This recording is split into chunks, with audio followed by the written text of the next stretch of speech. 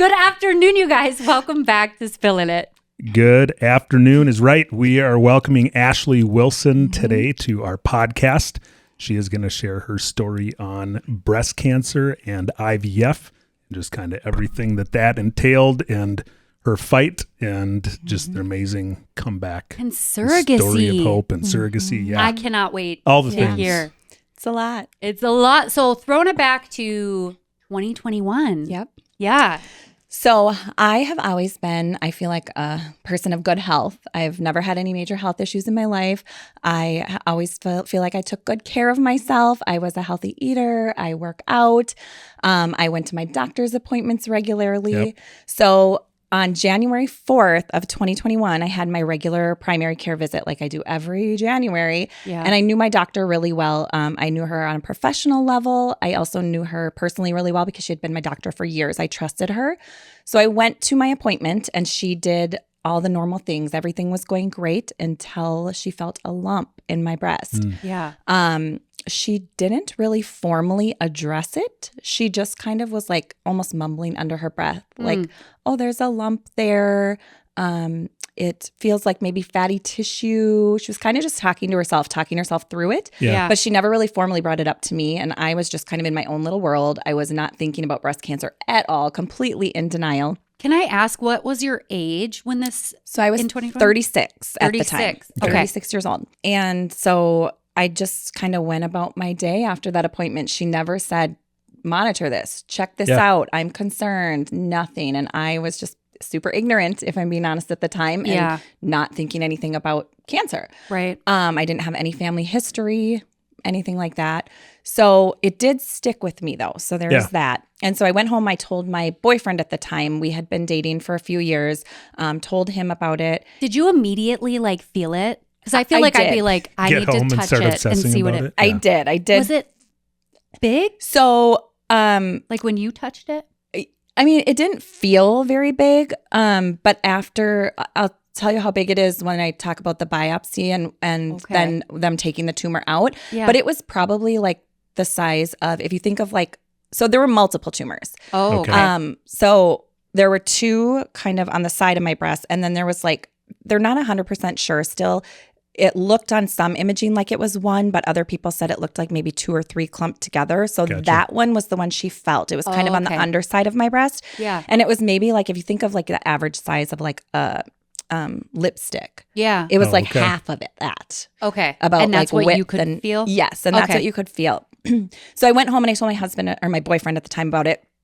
And he was like, well, let's just monitor it. And so I did. I kept my eye on it. I did start doing breast exams more religiously then because I wasn't great about that previously. Yeah. And I just kind of had it in the back of my mind. And every once in a while I would bring it up to my boyfriend and I was like, hey, I'm feeling this. I don't know.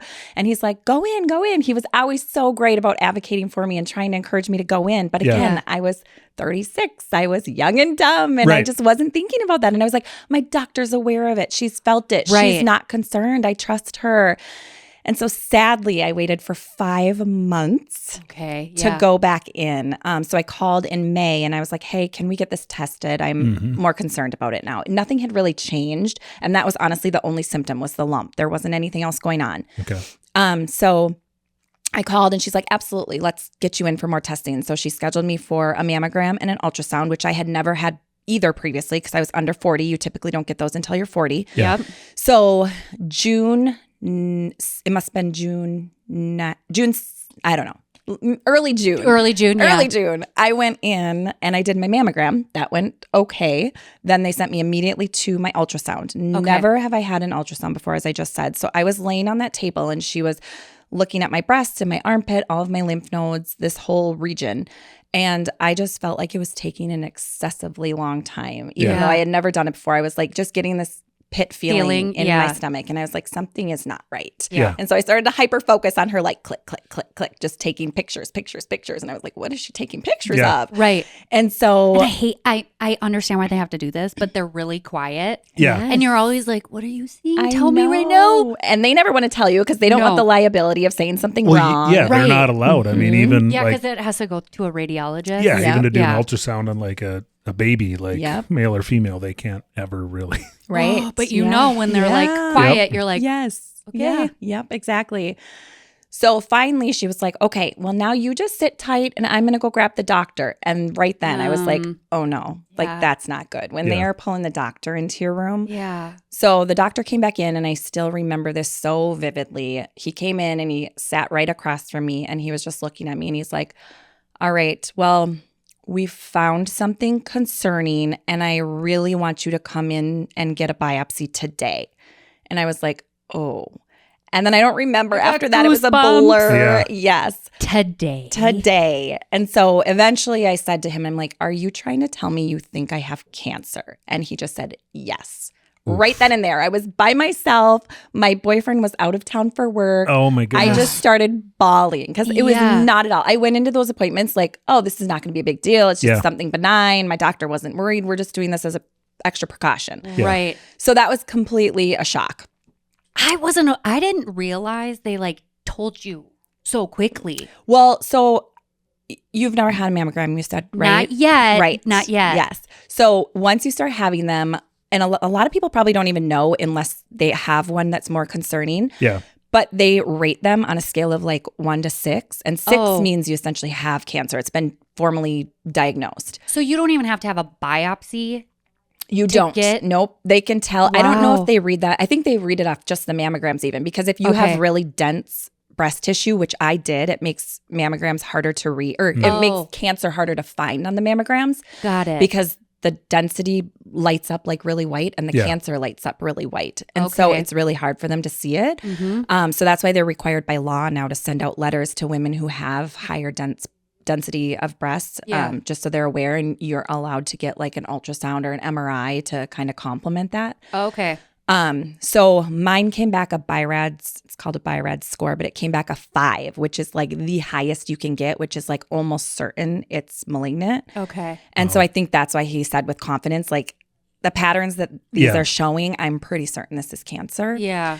Wow. Yeah. So I left that appointment. I was like, okay, we're changing plans today. I'm no longer going out to dinner with friends. I'm coming back to the clinic. Yeah. So I called my boyfriend right away and I was like, hey, like, sorry to tell you this news when you're across the country, but this is what's going on. And he felt terrible. I felt so bad for him. He couldn't be there. So then I was like, well, I need somebody to come with me. So I called my mom. Mm-hmm. And I was like, Mom, like, can you come with me to this appointment? We always need our moms. That would be the exact order that Courtney would do 100%. As well. Yes. Yeah. And so she was fantastic. She's like, absolutely, I'm going to be there with you. Yeah. So she came and she was like talking me off the ledge the whole time. She's like, I've had lumps in my breast before. It's like, it's probably just nothing. It's something just benign. Yeah. Don't worry about it. And the lady in the room when we came back, she was fantastic. She's like, we get these all the time. People come in all the time and it's always nothing, like 9 times out of 10. You shouldn't worry about it. And I was like, well, the doctor pretty much said he thinks it's cancer. Yeah. So I don't know if he says that to everyone. Right. But okay. Okay. Yeah, I think so. Yeah. So went through with the biopsy and that was super simple. Do you go under for that? You don't. Nope. I think they numbed it a little bit in the area, but it's just a little punch biopsy. So they just stick something in quick and it pulls a piece of tissue out. Yeah. So right in there. Right in there. Right yeah. into the okay. lump. Wow. Yeah. Wow. Yep.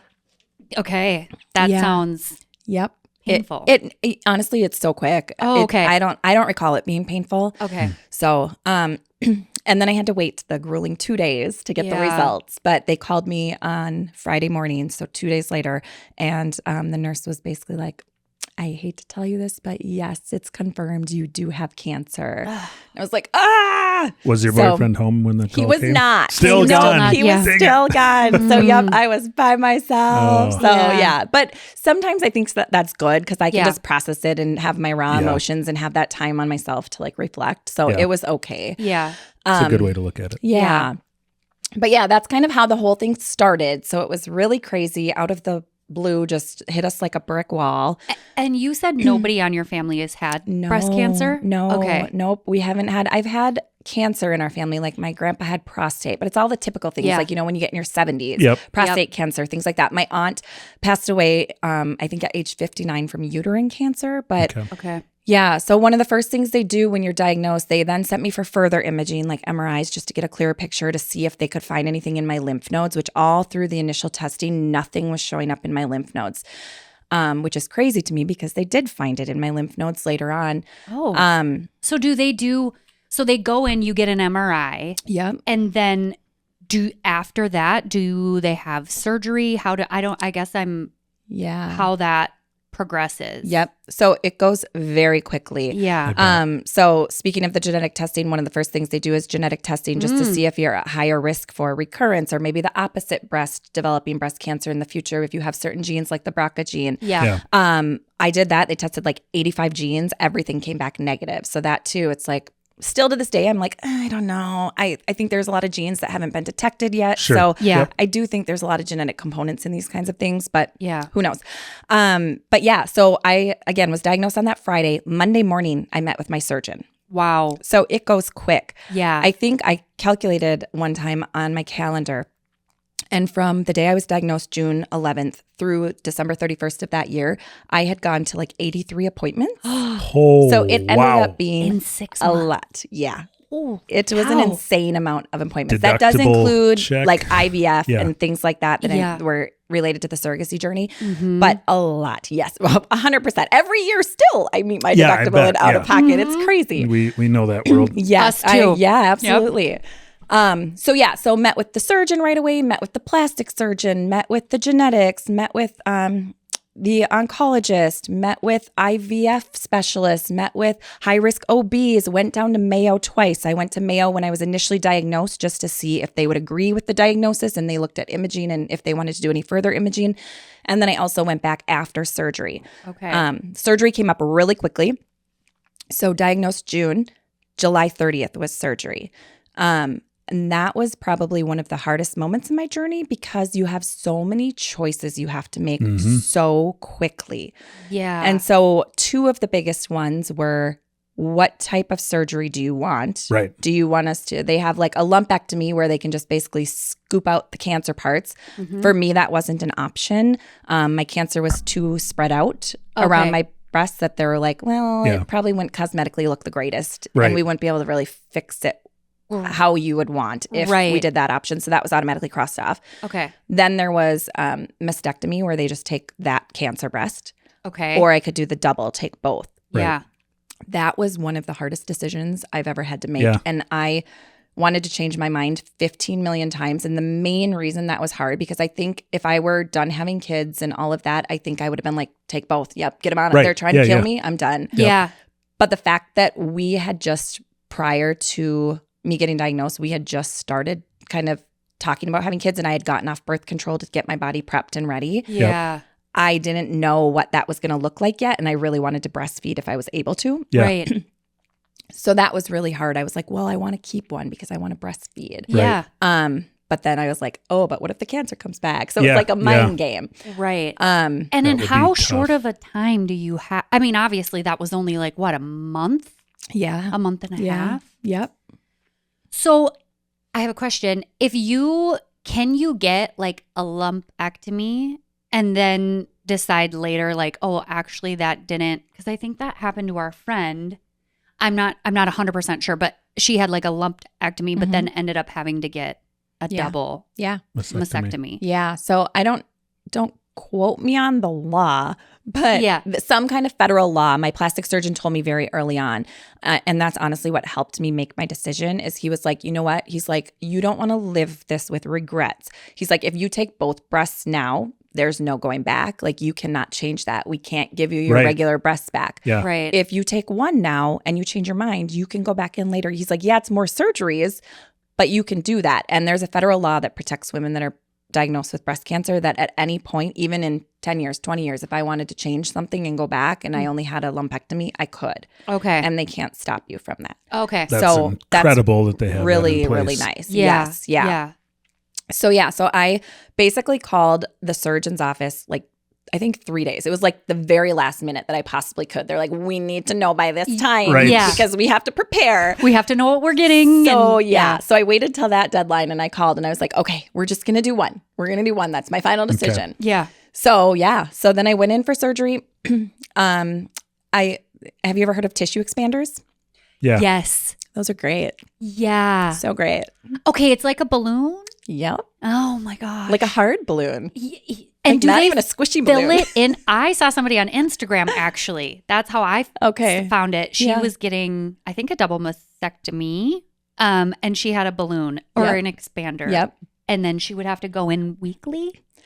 It depends. It depends Yeah. on the person, and it depends like how, if you want to go a lot bigger than your normal breasts were and you want to expand your tissue a lot more, then you obviously have to go in more regularly or for a longer period of time. Yeah. Like a balloon? It's kind of. I wish I had it to show you. They don't let you. They don't let you keep it. Yeah. But you know what? The craziest. We're gonna Google a picture. We're gonna put it right We're here. gonna splice it right So in now on the video. everyone knows. Yep. Yeah. And then there's like this little port that Oh. they just put it in you when they do the whole surgery. So Yeah. when they came in and took my breast out, they put the tissue expander in at the same time. And they initially fill it with air like a balloon. Yeah. And then the whole point of the tissue expander is to, well, for people that are trying to go bigger, which I didn't, it helps to just slowly expand the skin. Yeah. But for other people, it really just helps give the tissue a softer space to heal Okay. and recover from removing all of your natural tissue. Yeah. So they put that in, and then like maybe a week or two later, I went into my plastic surgeon and he took out the air and put in the saline, swapped it to saline. Oh. That is the craziest thing. I have video. I was like, can I video this? This is amazing. Because they deflate your boob. They literally deflate it. So it's like just a flat flap of skin. It's almost It's like real I'm cute. literally imagining like a cartoon of it just like I was watching. I was like, "This? Are you seeing this? Get this on video. This is insane." That's wild. Yeah, it's and so you crazy. only had it on the one side. At that point, yes. Okay. Yep. Okay. Yep. Wild. Yeah. Did it feel weird when they were filling it? Yeah, it feels like it felt a lot heavier instantly. And you can just feel like the pressure. And Yes. Yeah, it definitely, Pressure. yes, you could feel it cold. You can feel the sensation so much differently. Mm-hmm. But like yeah. inside Yeah. your skin. Yeah. Wild. Yeah. Wow. Strange sensations. I think it's wild what they can do, honestly. It is. It's very impressive. Technology and science. I mean, I'm grateful. We live in a Yes. country where we have access to so many amazing things. But yeah, the ways science has changed and continues to evolve just blows my mind. And it's amazing. Sorry, were you going to ask a question? Yeah, I have so so many questions. I'm sorry. And this is the mastectomy you're talking Yep. about. So from a guy's perspective, obviously they're reusing the tissue in the skin of your existing breast. So when they do the mastectomy, they're just pulling everything that normally fills that breast out, and then they're putting that tissue expander in, which eventually would be saline. Correct. Is that accurate? Yeah. Some Okay. women, it's so independent, like individualized. Mm-hmm. For myself, like a lot of women, like I would say like 50% of women lose their nipple Mm-hmm. Yep. because the tumor is just too close and they can't save it. Yeah. Thankfully, I was able to keep mine because Okay. I think that's a whole Good. issue for people. It's Yeah. it's hard. Like people are getting those 3D Tattoos. tattoos, Yep. which are Yes. amazing. They're Also, amazing. I've seen so many and they look so real. It's Yeah. ridiculous. But yeah, I was able to keep all of mine. Some people have to, because just the way their tumor is, or if it's too close to the skin, they have to take grafts from like other parts of their body to like Sure. reform their breast. I didn't have to do any of that. So I literally just have a scar along the side of my breast, like a vertical scar. Okay. It's pretty well healed. So it, for the most part, blends in really well. Yeah. Yeah. But that's the only thing. Otherwise, everything else with my breast was like my tissue the same. And Yep. they go in, but they basically like an ice cream scoop. If you think of that, they like scoop out literally everything That's in there. kind of what I was envisioning, but I'm like, Yeah. well, Yeah. I don't know. I got to Yeah. ask a That's- question. Yep. Yeah, And it's yeah. really like scary to think about because they always told me like they want to give you like the smallest margin of tissue left between like on Yeah. like behind your skin because you need some for like blood circulation and to keep your skin alive. Yep. So if they take too much, like your skin will literally die and like turn black, and that causes lots of problems. Obviously. Yeah. So yeah, it's scary. Like Yeah. you're like, okay, I hope I picked a good surgeon here. Right. Right. So yeah, so we did that, removed it, had the implant in or the tissue expander in for way longer than I wanted, just because of the whole process with the babies and the surrogacy stuff. yeah. Yep. So that was the next thing. So after we got the results from the surgery, they came back and they test your sentinel loads. So your first 3 lymph nodes in your armpit that the cancer would flow to if it left your breast. Yeah. Okay. Unfortunately, that was the news we didn't want to hear. That came back and said, I was actually positive in my lymph nodes, which is mind-blowing to me because it didn't show up on any of my testing. It didn't show up on ultrasound. It didn't show up on MRI. And it's not like it was like micromets. Right. It was like 1 centimeter. They were like big, and it was in 2 out of 3. And in one of them, it was actually growing outside of the node. Oh. Don't even ask how that happens. I don't know. Yeah. But I'm like, how did the scans not catch this? Yeah. What was the time frame from the scans that missed it to when you found out it was in your lymph nodes? Like roughly? 3 weeks. Oh, got it. I was Wow. like, it's not like it was a period of time where it could have like spread in that amount of time. And they had missed- And the crazy thing about that, because that's what I was like kicking myself in the face for when I was like, I waited 5 months. Oh my gosh, if I would have gone in 5 months ago. They were like, honestly, this cancer has probably been growing for like 8 to 10 years in you. Whoa. Wow. Yeah. Is that not crazy? That's Yeah. wild. So yeah, I don't think 2 or 3 weeks. Yeah. My Think back type to of 26, cancer, 28, right? you were like- yeah, it's insane. I was like, oh, I was doing this, and I didn't even know I had cancer. Probably. Wow. Wow. Yeah, crazy. So the type of cancer that I was diagnosed with is called HER2 negative, which is the most common type, and then hormone positive. So progesterone and estrogen positive, which again, both of those are the most common type. Okay. It just means my cancer is mainly fed off of hormones. Okay. So found all that out, and then that changed paths because before surgery, I wasn't anticipated to do chemotherapy at all, and then I probably wasn't going to have to do radiation.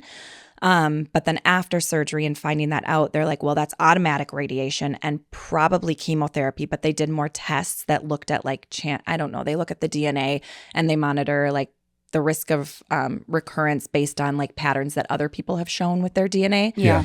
And so mine came up like borderline. I had an oncotype of 20, it's called. So after that, they're like, okay, well, we're recommending chemo. So that's then again where I went back to Mayo and I was like, okay, we had surgery. Now we got the pathology. This is what they're saying. Can you give me your recommendations? So I had my doctor in my home network give me their recommendation, Mayo. And then my insurance also had a benefit as well where I could have an independent doctor look at all of my information. Okay. So that was great. Wow. That is so cool. Yeah. It was a great benefit. Yeah. And actually getting all these opinions, I feel like is not a lot of people do that. They don't. And that's one of the things that I hope people get from this. Like the main message is like advocate for yourself and continue to like just seek answers and ask questions because it's your life and nobody cares about your life more than you do. Right. Yeah. And nobody ever will. Yeah. So I wanted to make sure I was making the right decisions. Did they all say the same thing? For the most part, the Mayo and my doctor were on the same page. The independent doctor that we sent all of the records to, he really wanted me to do a more aggressive type of chemo. But Mayo and my doctor both said that they didn't think it would benefit me. My type of cancer was grade 1. And there's 3 grades, grade 1 being the slowest growing and the least aggressive. So that's, again, why they thought it took so long to grow. Yeah. So they said the type of chemo that the one doctor wanted me to do targeted more like that grade 3, the really aggressive cancers. Got it. And so that, again, was a really hard decision to make. Yeah. But I ultimately decided that I just didn't want to do that.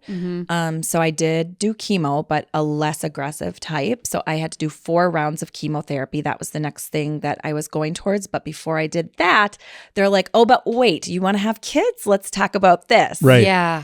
The main goal of chemotherapy for me was to destroy my ovaries, to kill them and to shut them off because they want to shut off the hormones in my body because that's what's feeding the cancer. Right. So we had to figure that out in like a quick hot 3 days, basically. Oh my Wow. gosh. Yeah. Making some major life decisions in Major. very short periods of time. here. Absolutely. Yeah. Yeah. You're like, I don't have time to debate. Yeah. Right. Yeah. I mean, you do, but Yep. you don't. Absolutely. Holy cow. Yeah. So we met with Mayo high-risk OB.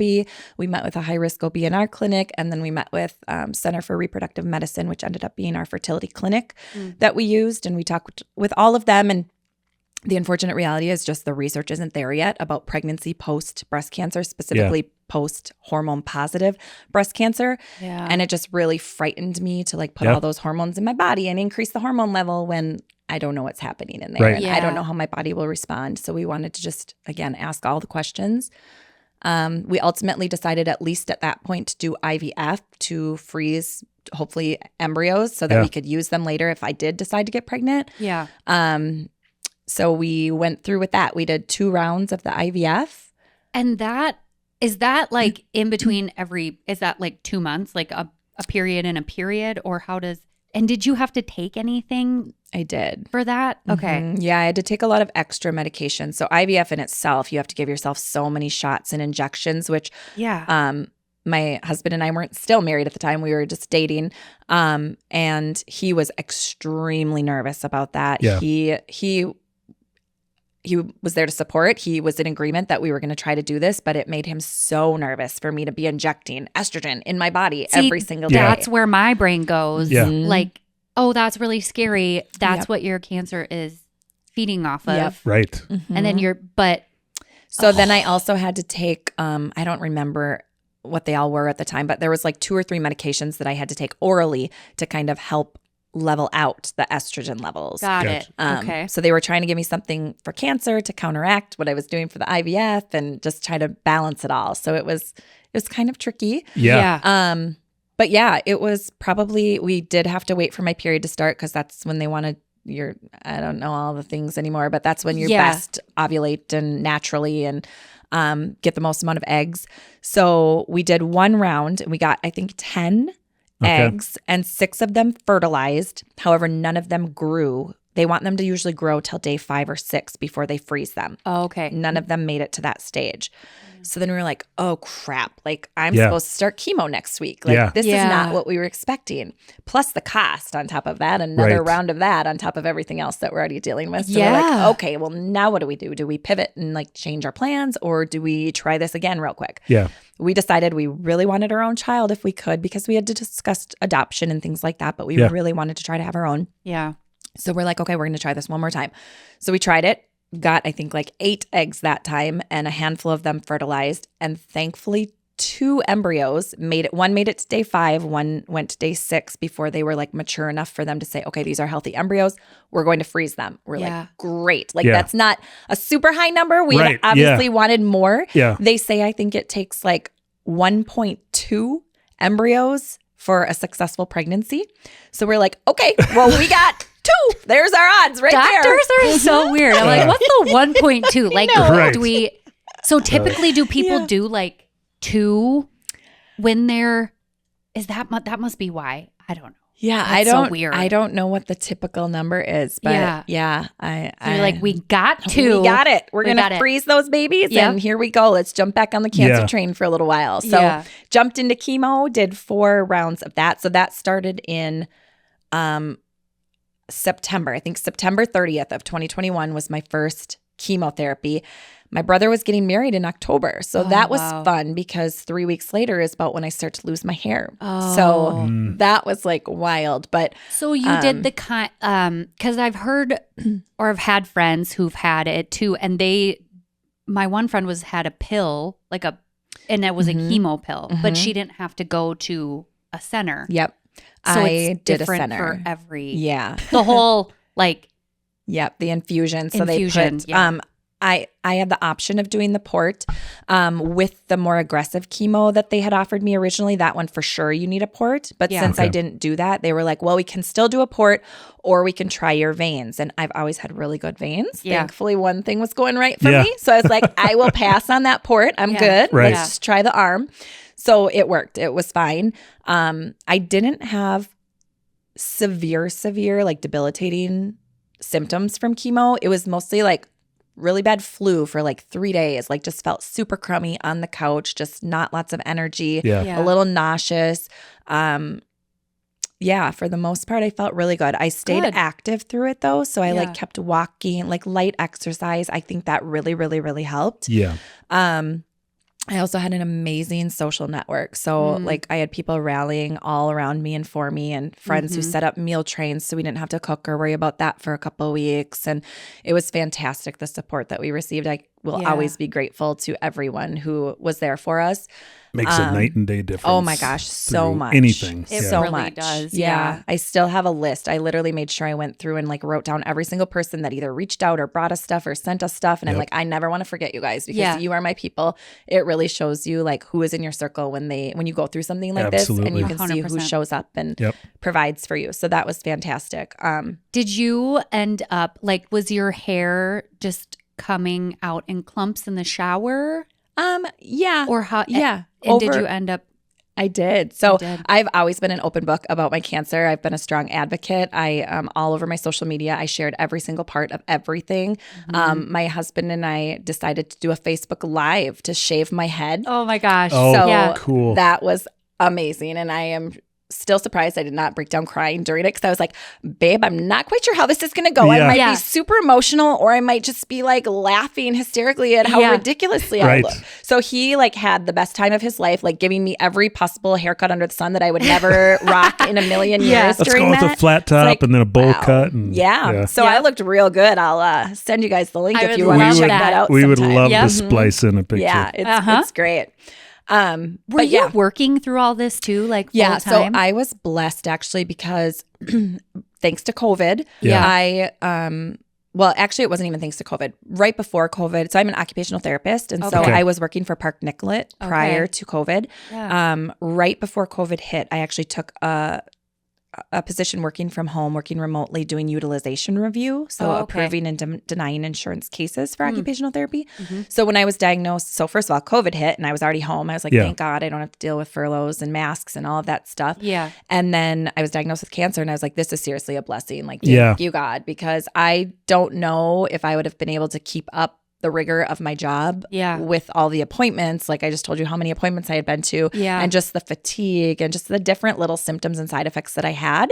My job at the time, I don't have that job anymore, but they were fantastic. My Yeah. boss and all my coworkers were so supportive and my job was so flexible that I could kind of pick and choose when I wanted to work and Yeah. go to appointments and then come back and do some work later on. And That's it was the nice. best thing in the world for me at the time. So it was Yeah. great. And sometimes it's like, I just need to think of something else besides Yes, absolutely. the cancer Yep. and then the IVF and all of that. Especially Yeah. because we were still on the tail end of COVID and it was just so isolating, right? Like you're Yeah. not seeing people as much as you are. You're still not going out. They still were only allowing one person into my appointments with me. Yep. Things like that. So Yeah. yeah, it was. Wow. Yeah. Those type of employers, we were blessed as well going through everything we went through with Nevea. I was with the same employer Yeah. both times, I think. Yeah. And yeah, they were just always like, take however much time you need. Like, Yeah. didn't even make me That's fill out like, amazing. whatever long-term leave Yeah. or short-term leave or anything like that. Like, work when you Yeah. can. If you Yeah. can't, like, totally understandable. We'll have somebody cover. Like, that makes a night and day difference. Oh my gosh, you know, yeah. Then to you're just- not feeling like stressed, like I have to do this and, Yeah. you know. Just Or your takes pay one or, thing like, off your plate. stuff's expensive. Like, I Yeah. gotta be able Yep. to still make money. Yeah. I did take a little time, obviously, because I needed time to I didn't know how Absolutely. I was going to respond to surgery and Yeah. chemo. I took like intermittent FMLA, which is a really nice thing. You Sure. can kind of pick and choose when Oh. you need time off. Yeah. But yeah, recovery was really, honestly, for me, it was pretty much a breeze. Like, good. it took like maybe a week for me to feel like I was kind of myself again. I Mhm. still obviously had like range of motion difficulties and things like that. But Yeah. overall, I felt really, really good. So, Good. yeah. Yeah. Okay. So then after the chemo, you lost your hair, Yep. all that. And then did you have to go after chemo? How far after do they go, okay, do we need to check again to see if all the cancer's gone? And how does that? So nope, they do Oh. not. They do not do any follow-up scans at all, which has always been like a mind-blowing. Like what? I'm like, you're how do you not know it's gonna- gone? Yeah, I'm like, Yeah. what if it's still like, what if it's somewhere else? Like, what if it's in my hip already? Like, you don't have Right. a clue. Even before, so back up to like before I had surgery, I like forced them to like do an MRI and a CT scan. Actually, I think it was a PET scan. I don't remember. A couple different scans of Yeah. like I was having some like pain in my hip, which come to find out it was just like nothing. It wasn't related to something else. Yeah. But I was like, what if this is cancer? Because Yeah. after Right. you're diagnosed with cancer, I'm telling you Oh. everything. Like you're like, a headache? Oh my God, Yep. it's in my brain. Yeah. Okay. Listen. Okay. Yes. Growing up with my mom Yeah. and she would always, I remember this weird, I just remember my dad saying my back really hurt. And so sometimes when I have back pain, I'm like, well, what if I have cancer? And Rachel makes fun of me, but I'm like, she's like, oh my God, your Yeah. back hurts. I'm like, no, but for real, that was my dad's symptom. Yep. That was literally it. Yeah, it's like the PTSD. And it Yep. was everywhere. Yeah. But, Yep. you know, Nevea gets a headache. I'm like, okay, let's do some squeezes. Neurological tests, muscle tests. Just double check. Yeah. So I mean, get it just makes you hyper aware, which is a good thing as long as you don't perseverate on it and like let it disrupt your whole life. Right. But yeah, I was very shocked. So they did do the scans for me after much persistence of like, no, we're doing this. If you're going to have me choose my type of treatment, I want to know what I'm treating and making sure we're getting it all. Yeah. So they did do that. Everything came back clear at that time. So I finished chemotherapy in December, and then I needed to take about a month off to let my body fully recover, and then I had to start the radiation. Oh, and the radiation is 5 days a week for 30 days. So you don't go Saturday and Sunday, but otherwise it's Monday through Friday for 30 days straight. What? So it's a lot, but it goes really. I mean, it's a pain obviously because that's like that's a lot of appointments, even if they're quick appointments. Yeah. But I went to U of M Fairview in Maple Grove. Yep, So we were living in Maple Grove at the time. So it was like a 10-15 minute drive for us. And then the appointment itself was like maybe 15 minutes. Oh, geez. Yeah, it's so quick. You go in. I made a video of that on my Facebook too to show everyone. But you literally go in, you change your clothes super quick, put on a gown, you go lay on the table, they position you, and then they beam you with their little lasers. And I've always wondered, it's just basically, does it pointed right where it's like targeted right where your cancer was? Yeah, they hit like several areas. So they definitely want to get your clavicle just in case there's any like nodes there. Yeah. And then they did my armpit, and then they do the breast where the tumors were. So they actually like tattoo you. Oh. So you go in before the radiation, and you get like an MRI so they can take clear pictures after surgery. And then they like, I don't know, they like, I have like a tattoo like right between my breasts. Legit it's like teeny tiny. It's like a pencil dot, like maybe a little bigger than a pencil dot. Okay. But I have one there, and then I have like a couple over on my side here. Yeah. And that's just how they line up their machine every single time to make sure that everything's super accurate. Yeah. And then they do their thing. Does it hurt? Mm-mm. You don't feel anything? Mm-mm. They're like, what type of music do you want? Like KTIS. Like, wow. Just, I imagine it like, I don't know. In my brain, it seems like it would burn you, or it would hurt, or you would. So it is burning you, but you don't feel it. Yeah. Right. So those are the sad side effects. So I was much more worried about radiation than I was for chemo, just because there are so many more long-term and potential side effects with radiation. Yeah. It's close to the heart. It's close to the lungs. Like one little mishap and they like fry all of that. And you have long-term effects and scarring that can impact your breathing and just everything. I did not know that. Yeah. That's very scary. Yeah. Holy cow. Yeah. But I did have long-term effects actually from the radiation. I developed like contracture. Oh. So capsular contracture, they call it. With the implant? Yeah, and the radiation did not help because the radiation tightens your skin and shrinks it. Yep. Oh, okay. And so it just made it even worse. It just like contracted completely around my, at that time, tissue expander. Yeah. And it was very painful and very uncomfortable and restricted my range of motion and just was not a fun thing to experience. So then you had to get that. So, but with the cancer, so I ended up, long story short, I'll just stay on that topic. Yeah. I did go back and decide to have my right side removed once we decided we were for sure going the surrogacy route. I have decided, okay, I'm not going to have my own children. We're going to try the surrogacy route. There's no reason for me to keep my breasts anymore because I'm not going to be breastfeeding. So I'm like, okay, I want to go back and have my right side done. Yeah. So at that point, they had to wait till I was fully healed from radiation to do more surgeries. So summer of 2022 is when I went back and had my right breast removed. Okay. So that means I was living with a tissue expander in this thing for like a long time. Yeah. That was that was not comfortable. And I don't think that's common to keep it in that long. Yeah. Most people aren't like on the fence about one boob, two boob for that long. Right. So went back and had that one removed, and then I had to wait like, I don't know, 2 or 3 months for them to kind of heal again with the tissue expander in this side now too. Right. And then they went back and did the reconstruction, which I did just regular implants, the gel implants. Yeah. Can I ask, when you actually came to the decision of like not having kids, how did you feel? Like, was that has to be I mean, like a whole. It's a lot of emotions. I think at that point it was maybe easier for me because it was like life or death. So Right. I was thinking a lot about that. I'm like, would I be okay having a child and my cancer coming back and me like always questioning, would this have come back if I didn't get pregnant? Would I be having this recurrence? Do I want to be there for my child to grow up? So like having all of those thoughts in my head made it easier, I think.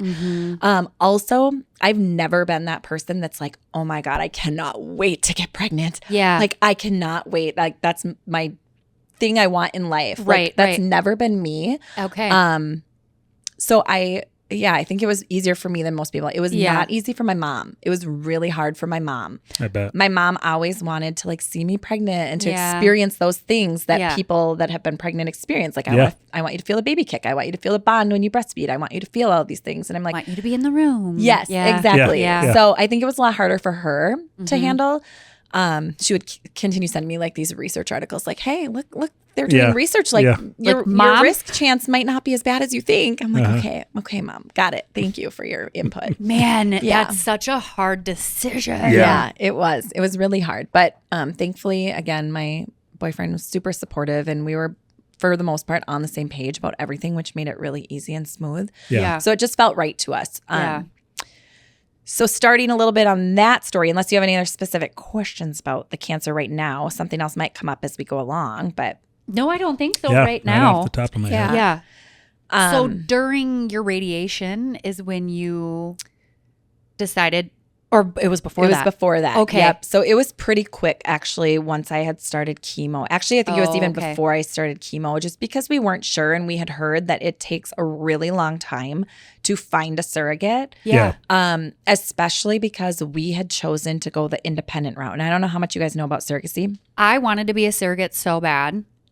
I almost signed up. Do you remember that? Yeah, I do remember. I really almost did. Yeah. But I don't know very much about it. Yeah. I know that like you can interview people, but I don't know. I know there's like agencies. Is that what it is? Yep. And I don't know. It's kind of like what I imagine in my brain is it's like kind of like an adoption type where they interview the families before they adopt. And then you kind of are like, okay, I like you. Yep. Yeah, that's pretty much what it is. And that's honestly, I think the biggest, in my opinion, the biggest benefit of an agency is they vet everyone out before you even meet them. They already have done like medical clearance. So they know these people are legit. They're good. They're healthy. They're ready to carry a baby for you. And now I'm curious about the independent route. Yeah. So the catch of the agencies is they're going to charge you for it, right? Right. Yeah. So they're not cheap. Like, and surrogacy itself is not cheap. So agencies charge anywhere from 20 to 40 grand just to use their services. And I was like, wow. I don't know about that. Wow. I think we can do that ourselves. And I am like an investigator and I'm organized. I'm like type A. Like, I'm like, I can figure this out. I can do this. Not a problem. So I dove head first and it was a huge learning curve. Do not get me wrong. But we did it. We did it ourselves without any agency. I directed and organized and managed every single aspect of it. It was a lot of work and a lot of researh and just. Where did you even look to find somebody? Like, I'm like, did you just start calling random? Like, what? How does it? Hey, so is there like some database that you can pull out of? Like, not really. No. So that was honestly the hardest part of the whole journey was finding a surrogate that is not crazy and is not in it just for the money or the wrong reasons and legit has just a pure heart and wants to help somebody improve their life. So initially, I think it was in August. So it was, like right after we did IVF. We're like, let's just put the feelers out there and see. Yeah. So we're like, let's just post to our own social medias. So that's what I was going to ask. That's probably what I would do. But throwing this out here, really weird, but throwing it out. So we did. We just posted to our family and friends. We're like, hey, if you or you know anybody, like share our story, like let people know we're looking for a surrogate, help us out. And so we put like our whole story and what we're looking for and what our clinic's requirements were because they have specific requirements that they have to follow. We had a lot of people actually reach out to us from that. I was surprised, like a lot. Like I've had some cousins reach out. Oh, wow. I had some past like friends reach out from college. Wow. I had lots of people. I can't say specific names, I guess, because I don't want to throw them out there right now. But it was overwhelming and it was great to see. Unfortunately, for whatever reason, some people like like you might be like, I'm really interested in this, but after hearing more, maybe they're like, oh, that's maybe too much. I'm not ready to dive that far in right now. Yeah. So we had some people like that. We had some people that we found out, maybe wouldn't meet the medical requirements or the requirements of the clinic or different things like that. So unfortunately, for whatever reason, none of those people ended up working out. So then we're like, okay, well, where else can we post? So there are on Facebook like matching sites, like groups that were just put together for like, hey, I'm a surrogate looking to carry for somebody, or hey, I'm a independent parent looking to find a surrogate. Yeah. And you can make a post on there and hopefully find people. So that's what I did. I went on to a couple of those and posted our same story. Like Tinder for surrogates. Yeah, exactly. Right? Yes. Surprised they haven't come up with one yet. Seriously, Is there an that app would be for great. that yet? Throwing it out here. Business idea. Okay. Patent it quick before somebody steals this idea. So we actually had, again, amazing, like I am surprised with how much like support and response we've had to all of the things we posted, but so many people responded. It was almost overwhelming. We ended up finding and connecting with an experienced surrogate from the Duluth area, Minnesota. Oh. Sounded great on paper, sounded fantastic. We connected with her in like December of 2021 and worked with her for probably like 3 months.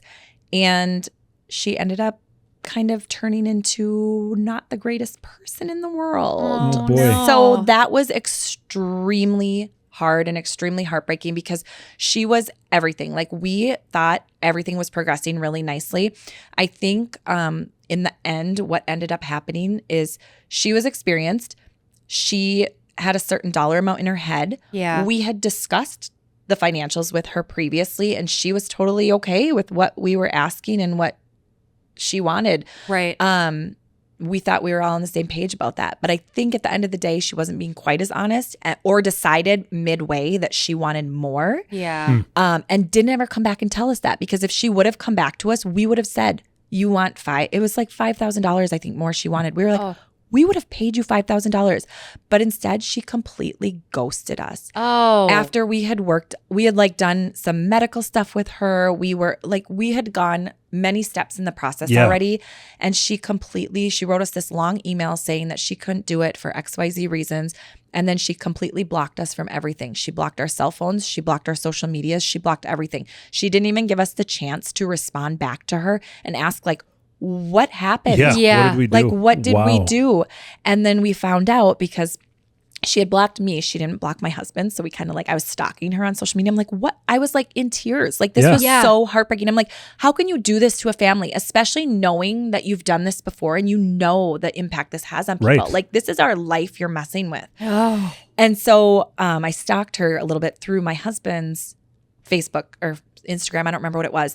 And she was actually working for she was volunteering with a nonprofit that does a lot of surrogacy advocacy on the surrogate side.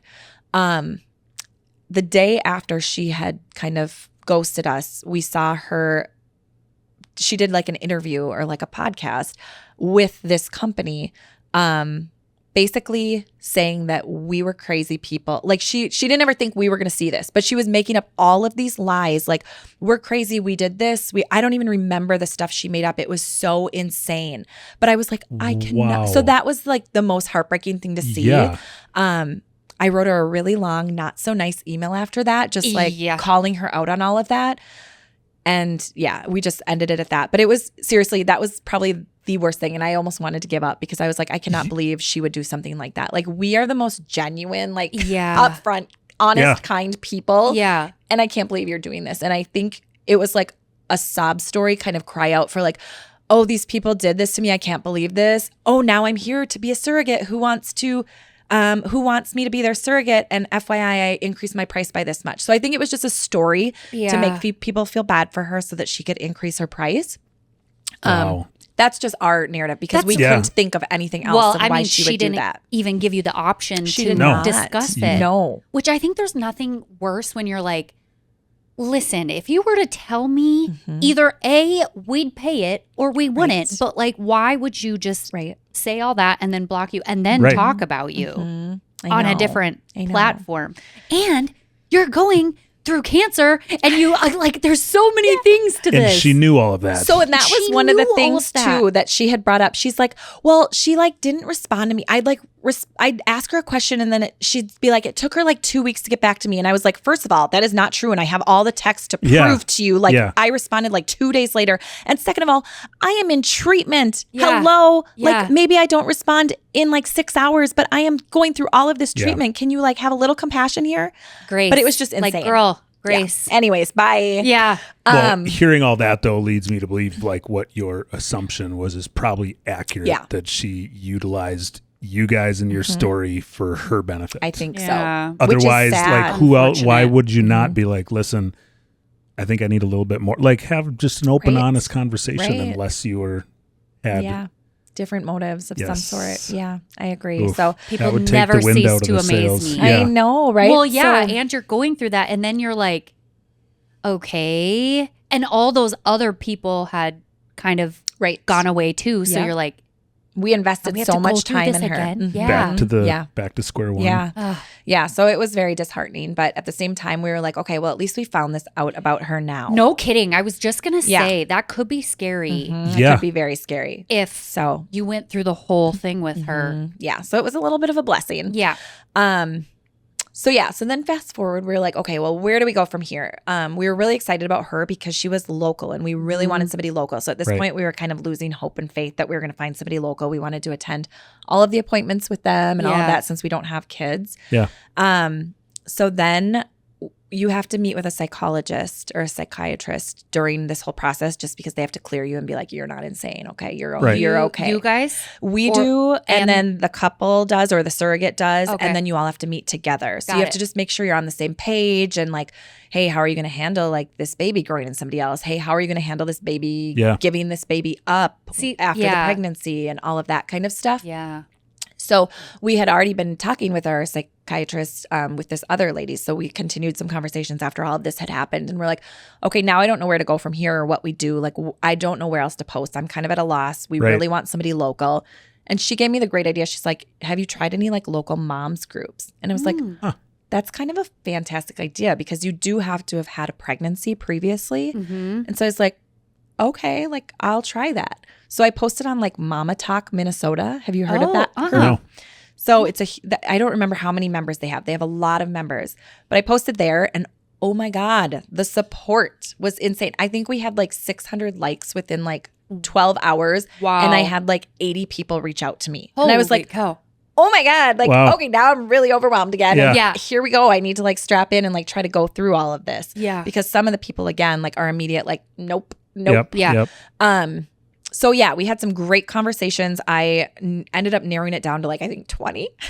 Wow. And then from there, I like was messaging these people through like Facebook initially and just giving them more information, getting their ideas on like how they saw things going, gave them the guidelines and the requirements, all of that.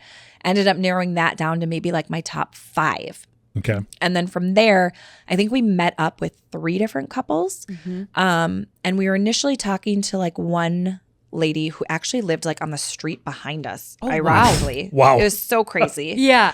But she, long story short, ended up talking to her doctor and decided she was like at an age she didn't want to continue anymore. So then we continued our conversations with a couple other women, and one of them is our amazing surrogate that we discovered. Yeah. She is from Shakopee, her and her husband and their 3 children. So we were like, fantastic. You're super close. Yeah. She reached out, I think it was April 11th of 2022 is when she first reached out to me. May 5th, I think it was Cinco de Mayo, we met them up for dinner at Pizza Luce. I love Pizza Luce. Not even at a Mexican restaurant. Nope, we didn't. That's what we all made fun of too. We're like, why are we here? It's like Cinco de Mayo. We should be at a Mexican restaurant. You're the only ones at Pizza Luce. Right, yeah. So we met them and we like instantly had a connection and it just all felt perfect from like day one. Yeah. And we just continued those vibes and those conversations. And I met up with her several times to just have more deep conversations about like, hey, this is what it entails. It was funny. She reached out to me initially without ever talking to her husband about it. And then she's like, I should probably run this by my husband. Make run sure it by he's him okay real quick. With this. Yeah. I do that a lot. Yeah. Maybe not that, but you know, I'm like, oh yeah, I should probably tell Ethan this, you know. Yeah, maybe just, might be a little important to run it by him. Yeah. So that's how that whole journey started. So crazy. Then, so you interview, and then how does that work? So then she goes through, and it's not IVF, right? But it's like technically it is IVF still, because so she had to do a lot. So she has to go through the whole medical clearance. So they have to look at her ultrasound and look at her uterus and make sure everything's healthy and normal and all of that. And then the IVF comes into play, where they take our embryos out of the freezer. Yeah. I had Levi. Your two. Our two embryos. Well, they took one first. One first. So, that's right. Okay. They always take like the strongest one, Okay. the one that grew the quickest and was the healthiest. So they took the day 5 one. Okay. And the IVF comes where they take the embryo and then they insert it into her uterus and hope that it attaches like a regular pregnancy. There's obviously a lot more steps before that, but she had to be on a ton of meds, like just the same as I did when I did egg retrieval. She had to give herself 1 million shots too. Yeah. And do a variety of different things. And there's the psych testing. There's the legal agreement. I think we had a 56-page legal document. Whoa. That we had to do. Yeah. A lot of different pieces that are involved. So how does like all the medical stuff that she had to go through, just because I'm curious, does like her insurance cover that? Does your insurance or do you pay out of pocket for that for her? Yeah. So for us, again, this is something that's highly individualized because every insurance is different. Sure.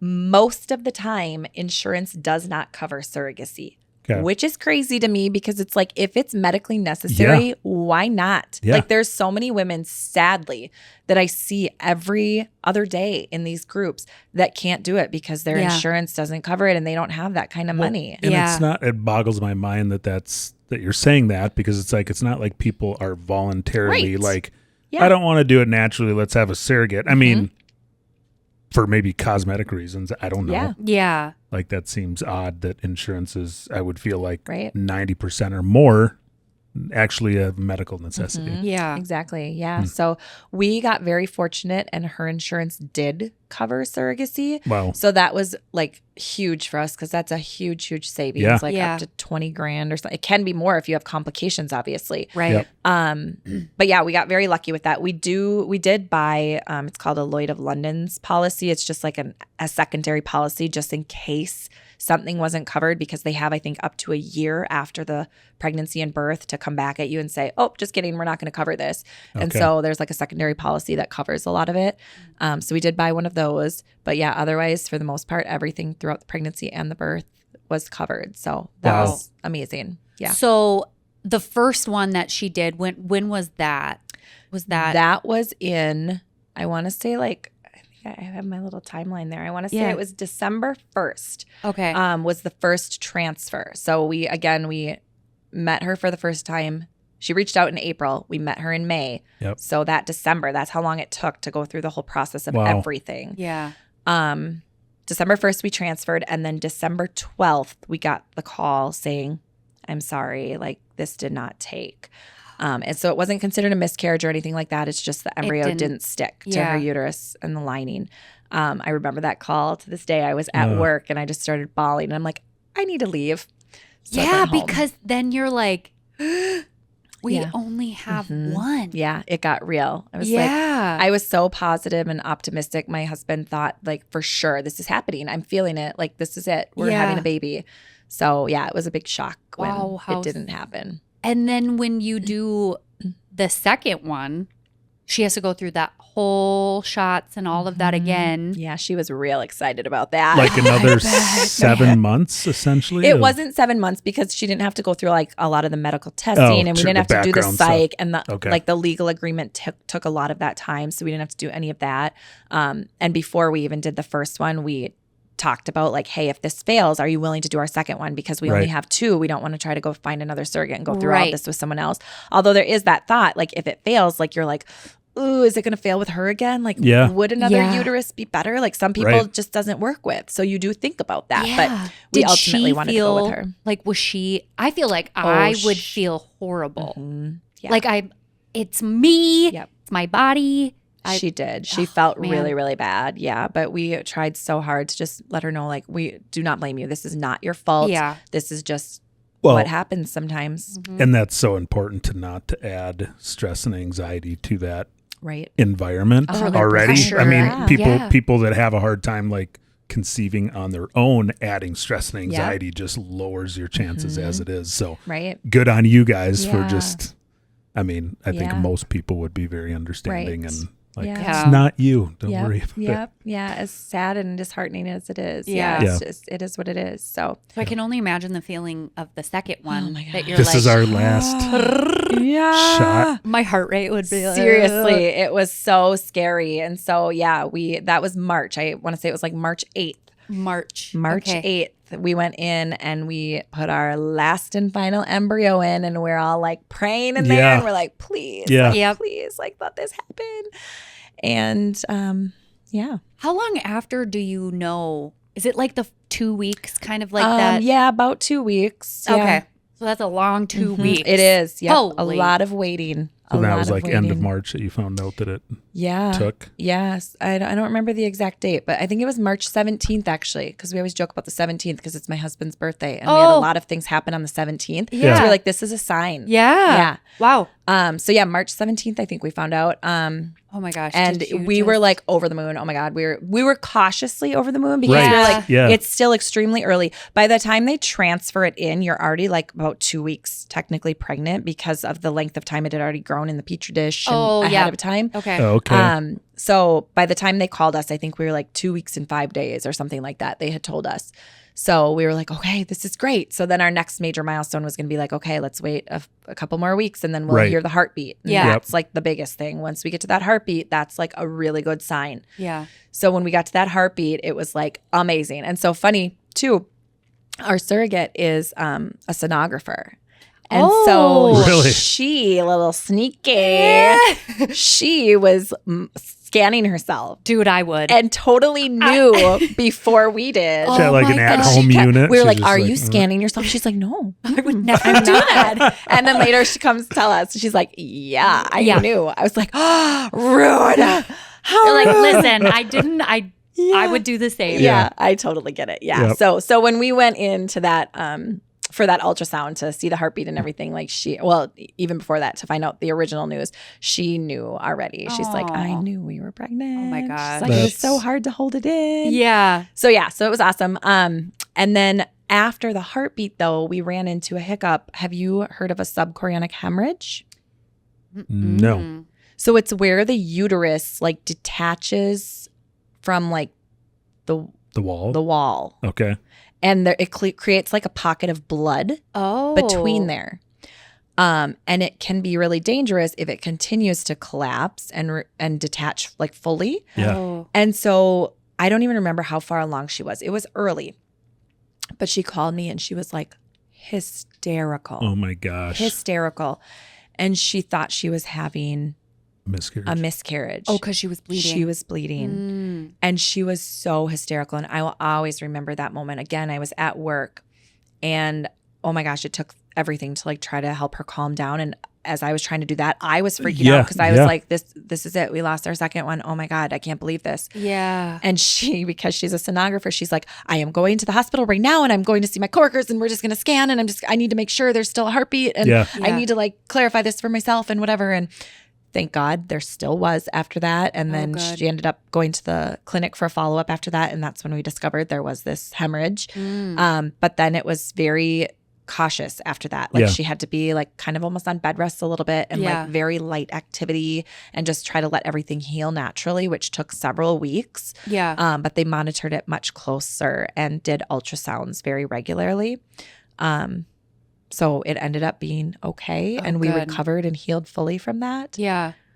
So it all ended up being fine. It all ended up being fine. Yeah. And so we just progressed. And for the most part, then the pregnancy was like normal, like without a hiccup, like perfect. The one thing that I guess, which was, we can kind of laugh about now, but one of the main things our surrogate wanted when we started this journey was she was like, I just want to pick my own OB because she's had 3 kids. All of them were C-sections. And so we knew going into this that ours was going to be a C-section. Yeah. So she's like, I want my OB. And we're like, absolutely. Like we have no, like you can absolutely do that. No problems.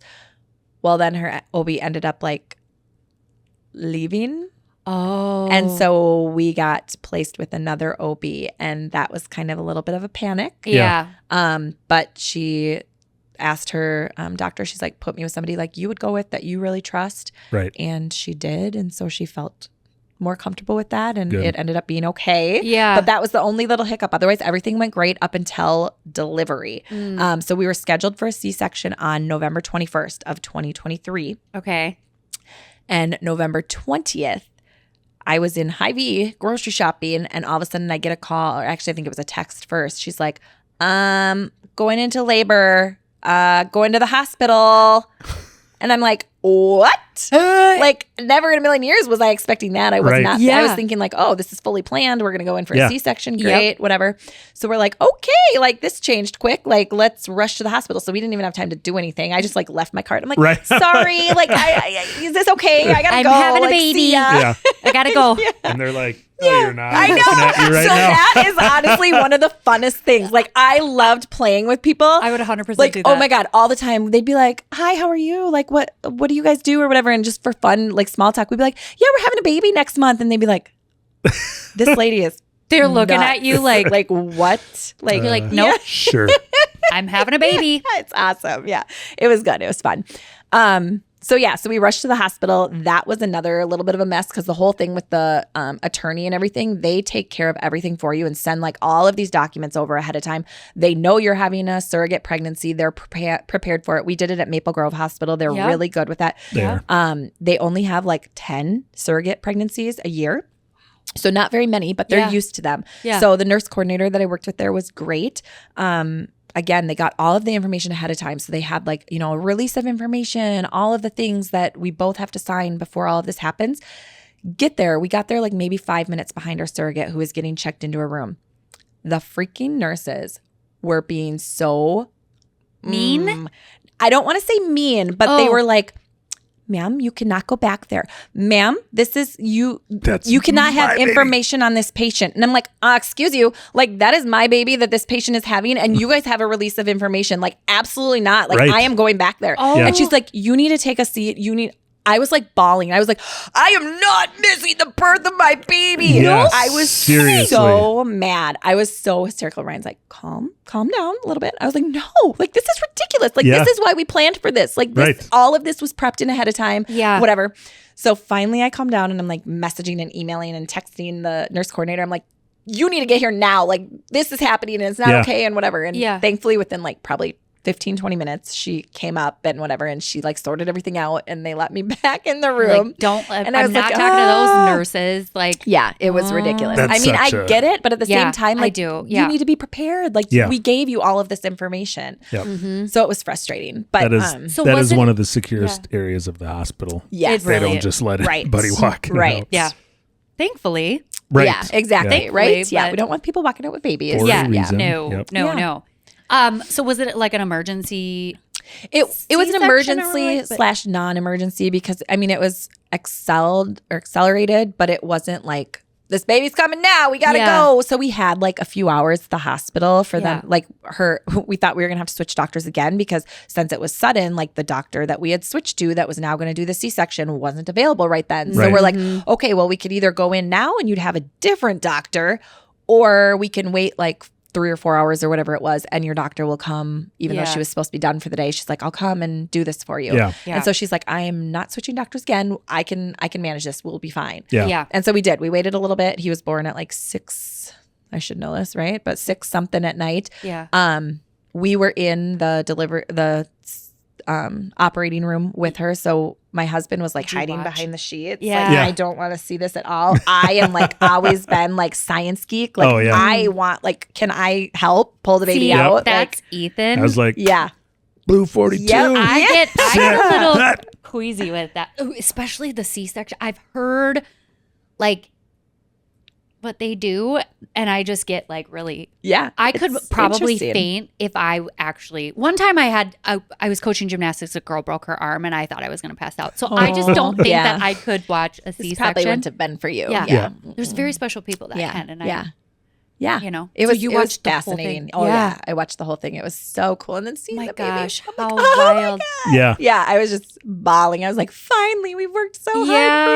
Yeah, That's got to be, So- I mean, not many people have this feeling, but the incredible feeling of that's my baby, you as the mom biologically watching your baby being born. Oh, wow. Yeah. 'Cause, I mean, I remember them asking you, like, do you want a mirror or something? Didn't they say? Yeah, and you're I was like, like, no, I don't want to see that. I don't know why you would want to watch that. No. Like, But of it's like- yourself. Like, I'm like, I don't want to look at it Yeah. like But it- that. you know. Truly is the most incredible, like, watching a baby being, it's Oh like, my gosh. Yeah. Nothing wow. like it. Yeah. Yeah. I've never experienced anything like that. So, Yep. yeah. So it was That great. is so exciting. Yeah. And then from there, we got our own room right next to the surrogate. Okay. And they stayed there and she recovered. And then we stayed in our room for one night Yep.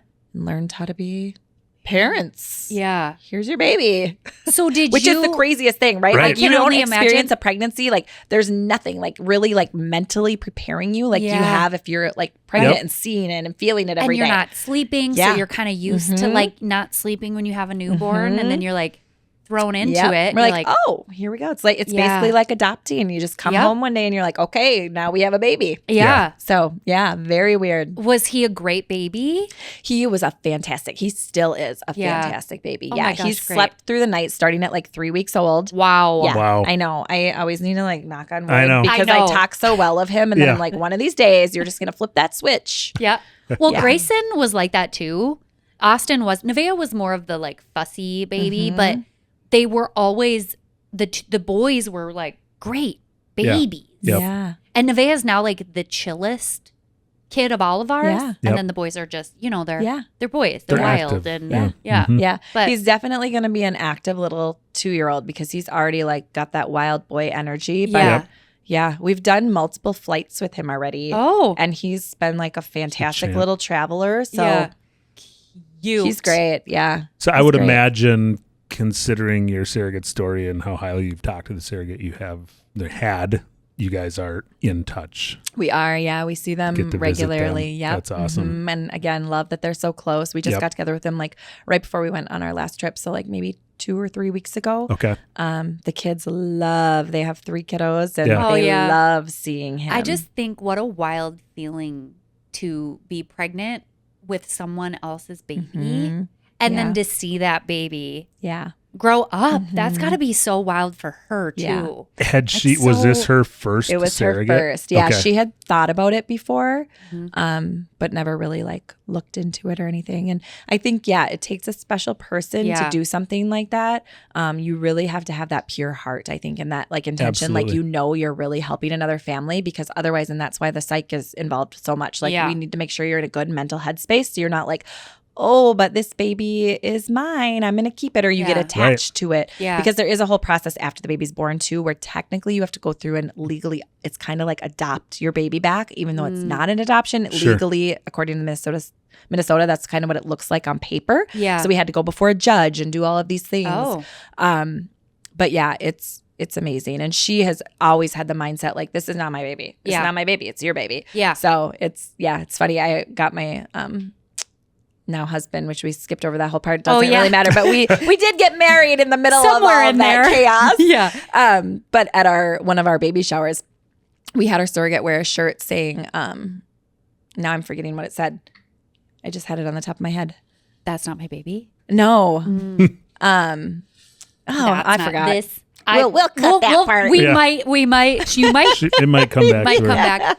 So with everything, how is like your health now and like checking, or do you do yearly checkups? You did say that, nothing. No, nothing. So did they say you're cancer free? So I don't know if anybody's ever said I'm cancer free. I mean, maybe they've used that word. I've never loved that term just because nobody can tell me that with certainty. Yeah. But yeah, they don't. I've always said like, so if you have symptoms, that's when they'll do more scans. And since I don't have breasts anymore, they don't do mammograms or anything like that. There's no Sure. point to that. So really it'd just be like MRIs or PET scans or CT scans, but only if you're symptomatic do they do stuff like that. And I think because I think there's an insurance piece of it that they don't want to pay if there's no reason to do it. Second, I think there's increased risk of radiation exposure and things like that from scans that then could increase your chance of cancer and recurrence on the opposite What? end. I didn't know that. Yeah. But I always said, like, if I ever got to a point where I was like, which I feel like I'm pretty like level-headed about this all, and I'm like, I feel like I'm healed. I feel like I don't worry about it. I don't like stress about it on the day to day. I feel like if I ever got to the point where I was, or if I had like a nagging thought in there at all, I would just make something up. I would just be like, oh, my hip, it's been hurting really bad for like 3 months. Can I get a scan, please? Yeah. Right. Yeah. Because I think that's what they want to do, is they want to wait until you're symptomatic, which at that point I'm like, if you're symptomatic, then it probably means that something really bad is happening. So at even once a year or every 2 years, can't you be scanning people? Yeah. But I did just ask my doctor. I just had an oncology appointment this week, actually. I do follow-ups every 6 months now. And they do like lab work and stuff like that looks at my estrogen levels, make sure I'm still in menopause, that kind of thing. I get a monthly injection every 28 days. It's like a freaking huge needle. Like it's like the size of this cord at least. Oh my gosh. And they put it in my tummy. It's like a little pellet. That's why it's so big. They have to inject a pellet in there. This is the pellets thing? And people have like told me about this. Slow release. Yeah, and it shuts down my ovaries. One pellet? It's one little pellet. Yep. And so it shuts down my ovaries, keeps me I'm in medical menopause now. Okay. To just shut off all my hormones, which comes with a whole nother slew of side effects, which is not great. No woman I'm 41 now, but no woman that young wants to be in menopause and lose all hormones in their body, because it's just damaging for so many organs. Yeah. So that's come with I actually have osteoporosis now. Oh. So, oh my gosh. Because of the hormones stripped from my bones. Oh. So now I have to go in and get infusions every 6 months for that, to strengthen my bones. Yeah. I take a daily pill to stop estrogen production from other glands, like your adrenal glands and your brain and your fatty tissue. All of those things produce hormones. Yeah. And so the pill I take helps prevent those. I have to really watch certain foods. I've changed my diet a ton. I'm like vegan now. Oh, okay. Just because of the hormones in meat products and dairy and all of that. I limit my alcohol. Alcohol increases your estrogen a ton. So I've really changed a lot of things. Soy is in like everything we eat. Yeah. Especially the ultra processed kind, which is terrible for your body because it's just so potent. It's just like, there's just a lot of the bad estrogen in there. So try to avoid soy as much as I possibly can. But just this week at my oncologist, I asked her about some new and developing tests that have come out. I actually don't know how long they've been out, but I think they're newer because they're not even FDA approved yet. But they look at the circulating tumor DNA at a molecular level in your blood. Oh. And so I'll go in actually at my next injection time. So in April here, I'll go in and they'll take a tissue sample from my biopsy that they did when I had surgery, I don't know if they'll take it from when I had surgery or biopsy, but they'll take a tissue sample from before, and then they'll take blood and they'll compare the DNA in my blood to that tissue sample of when I had cancer.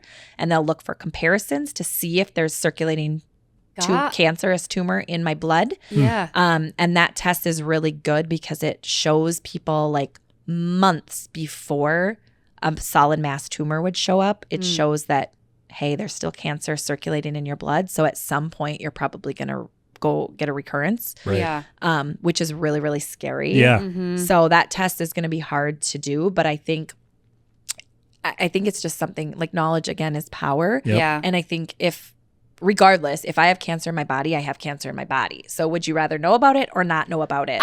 Okay. That's a very interesting discussion. Could be a whole podcast just on that. Yeah. Ethan and I had this discussion because when Nevaeh had her stroke, they wanted to do a whole bunch of genetic testing. Yep. And one of the testing was, okay, do you want to know if you have these cancer genes or whatever? Like mine was, I was like, yes. Ethan said no.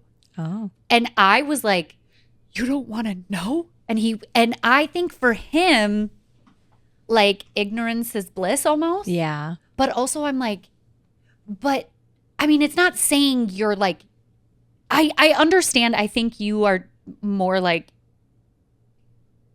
I don't have cancer now, but I could have cancer was some of the tests came back. Like, they're not like you have cancer right now or it's circulating. It's more like your chance of having You're more susceptible heart disease or whatever is this high. He was like, I don't want to know. But me, I'm like, I need to know. Yeah. because I'm a freak, but maybe you might. Yeah, I feel like it depends on the day you ask me. Yeah. Yeah. Because I'm not like hardcore with that decision. It's like what I felt at the time. Especially, I think my thought is like, if they're not going to do scans regularly, like, I don't know. And just with it in my lymph nodes the way it was, I don't know. I'd rather know so that I can start doing something about it early again if it's there versus like one day, maybe in 5 years or whatever, I wake up and I have all this aching pain and then they do a scan and they're like, oh, it's in your lungs, it's in your liver, it's in your bone, it's everywhere now. Yeah. And I'm like, ugh. Yeah. My grandma, when she got diagnosed with esophageal cancer, 2 weeks, it was already everywhere. And she died like 2 weeks later. Yeah. And it was so fast. Yeah. Like, I always have thought like cancer was this very long thing. And I'm like, that was so fast. Yeah. But it's like she didn't know until it was like it's already too Very far. progressed. Yeah. Yeah. That's so sad. Yeah. Okay. So what do you recommend, or what is one thing?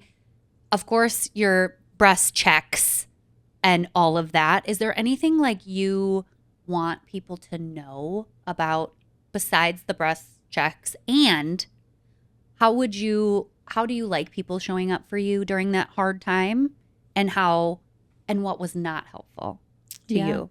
Yeah.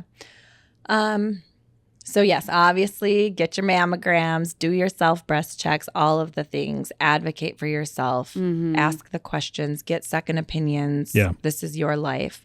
I think also just knowing you're not alone, especially with a diagnosis like this. There are so many women out there that are going through the same thing as you. And I think it can feel really isolating and scary right away, especially when you don't have any family history or friends or people in your life that have gone through something like this. Yeah. People can be there and they can be supportive for you, but they don't really understand if they haven't been through it. So finding those support groups and finding those systems that are in place to connect you with people who have been in your shoes and can really walk you through it. I volunteer with a nonprofit called Firefly Sisterhood. And they're amazing.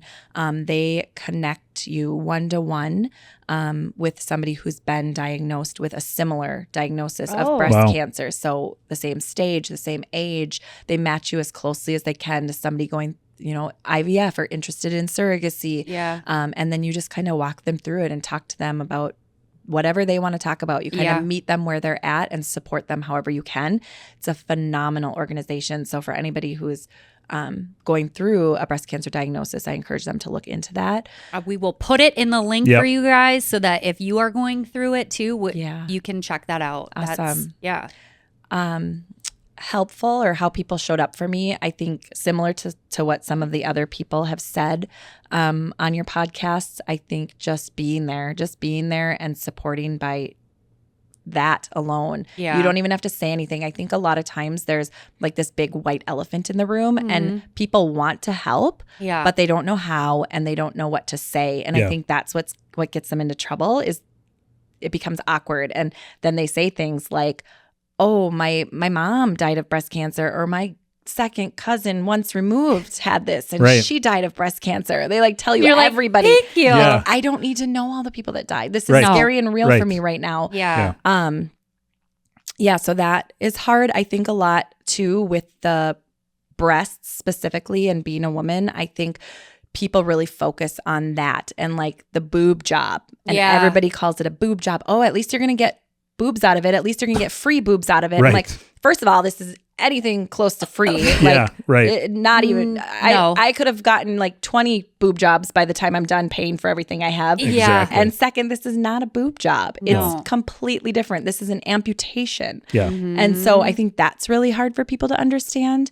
That's a good call out. It I is. have heard that too. Yeah. Yep. Yeah, it's like they automatically like, so what are you going to do? Are you going to get them all cut off that also feels like a weird thing when you're like, I don't know yet either. So, or people just give you unsolicited advice. Like, do you know sugar? Like sugar feeds cancer. Do not eat sugar ever again. Like you'll just get so much advice. You're like, thank you. Yeah. Thank you. I Everything. We have had that too with diabetes. Yeah. Like, well, can she eat that? I'm like, yes, she can. Yeah. I wouldn't let her eat it if she Right. couldn't eat it, but Right. it is this, I don't know. I just think people, they're trying really hard to be helpful, Yes. but they don't know how it comes off. Yeah. They're uneducated. Yes. Yeah. Yeah. 100%. Like we had people tell us like, well, just change your diet and then she won't have type 1. Like that's type 2. Yeah. Yeah. No. Yeah. Get your You're like, facts straight. Thanks. Yeah. Yeah. Thanks, our pancreas isn't working, Yeah. so I don't know what to tell you. Yeah, people mean well. They really, do. really do. But yeah, they're just, like you said, uneducated, which is why I advocated really hard and educated a lot through social media and talked about all of these things. Like, Yeah. hey, if you meet somebody that's diagnosed with this, say this instead of this. Yeah. Or Yes. just give them that knowledge because we want to have those conversations. Yeah. But What would you say if somebody says, hey, I have breast cancer? Like, how would you respond now? Like, are you like, so I mean, I guess I don't even know what I besides being like, I am sorry. Because I don't know what. I think that's okay. I think just saying, I'm sorry, like that must feel terrible. How are you feeling? Yeah. Can I come sit with you tomorrow or a day you're free? Like, do you want me to bring you to your chemotherapy appointment, depending on how close you are, and sit with you there? Right. Yeah. Can I make you a meal? Just offering to help with things and just, again, just be there for them. Yeah. Yep. I think that's the most important thing is just being there, but you don't have the answers, so don't try to give them that. Yeah. Yep. Because no words really can help you when you're going through that stuff anyway. So it's like, no, you just kind of go at it at your own pace. And I was optimistic for the most part through my journey, but there's definitely those days where your head gets a hold of you and wraps itself around your whole body. So it's like paralyzing and on the floor sobbing or having a panic attack because you're just not sure. Right. Like there's so many uncertainties, especially in the beginning. And you look at any kind of diagnosis like that and you're like, I'm going to die. Like I have an illness that kills people now. I'm dead. Yeah. Right. I mean, it's so hard for your brain not to go there. Mm-hmm. Even though, and I know, felt like it was a good transition. You talked about how there's so many people out there that you can talk to and, you know, compare stories and be a support network for each other. Just some brief stats. Just what we looked up, 1 in 8 women in the U.S. will develop breast cancer at some point in their lifetime. And of those 1 in 8, that percentage, there's another 13%, which is 1 in 8, will actually die from it. And so, to your point, you are not alone. You walk by 8 people on the street, 8 women on the street, one of them is going to have breast cancer at some point in their lifetime. So it's a common enough disease that there's always so much people for support. But then to look at, it's not that, like, it doesn't have to be that deadly of a disease. Right. If it's 13% of the people that actually get it die from it, that means there's another 87% that are warriors. Exactly. Like Air you. 5. Yep. Yeah. Surviving out there. Well, and early detection, I'm assuming, is probably just the key. That is the biggest thing. Yeah. That's why those self breast checks, every time you're in the shower, I have like a little card, even though I was diagnosed and I'm pretty good about it now. I have a card in my shower still hanging, one of those old fashioned little ones that says, this is how you do it. Yeah. I would sometimes be like, Eth, you do it. I don't want to. Yeah. And that's what I will. Yeah. I was just going to say, teach your husband how to do it. Guarantee he won't say no. Yeah. No, that's what I tell people too. Just work it into that. Yep. Yeah. It's the best way. Check your ladies. It is important to do so. And this is our reminder to you guys to do that. And thank you for coming on and sharing your story. Absolutely. We learned so much. Good. We really did. Yeah. So do you want to end it? I feel like I'm always so awkward. No, I thought you just ended it very well. Oh, we're so and glad that's a wrap. And that's it. See you next week, guys.